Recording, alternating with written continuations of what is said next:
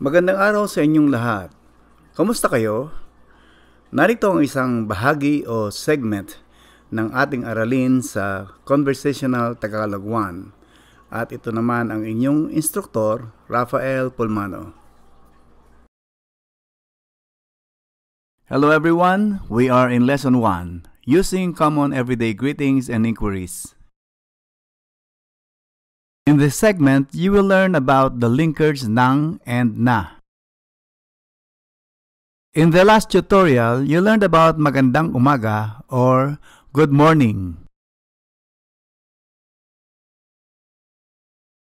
You also learned about magandang babae, which means beautiful or pretty girl. By the way, babae also means woman. Another way to describe a girl is good girl. You've learned that good in Tagalog is mabuti.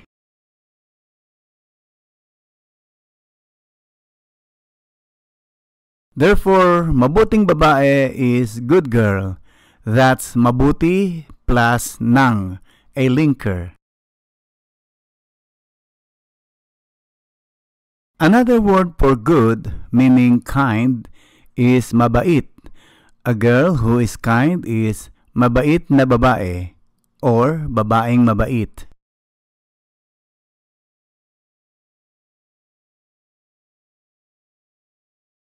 Note that instead of the linker nang, this time we use na.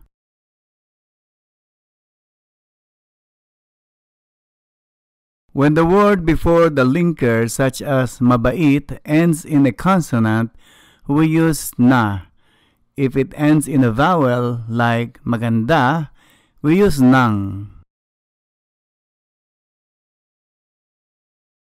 Also, take note that the linker nang is always attached to the word before it. Na, on the other hand, is written separately.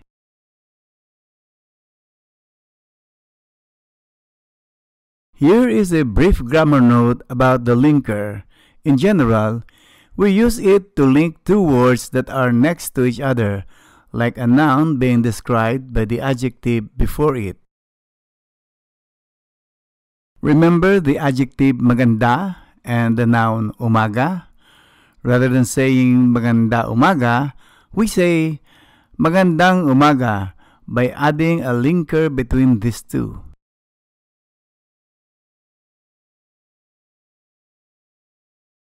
Maganda ends with a vowel, so we add nang.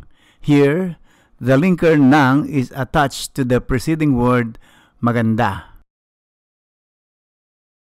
So when you meet someone in the morning, you do not say maganda umaga. Add the linker nang and say instead magandang umaga. Let us say it's hot in the morning. Hot in Tagalog is mainit.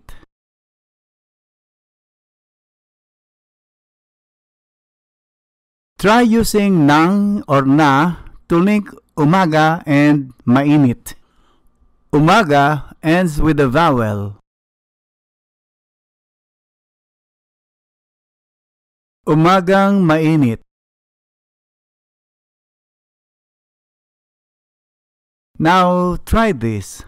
Hot morning, mainit plus umaga. Mainit ends with a consonant. Therefore, we use the linker na. Mainit na umaga. By this time, you should be able to use the linkers nang and na. This is the end of this segment. Please proceed to the next. Salamat!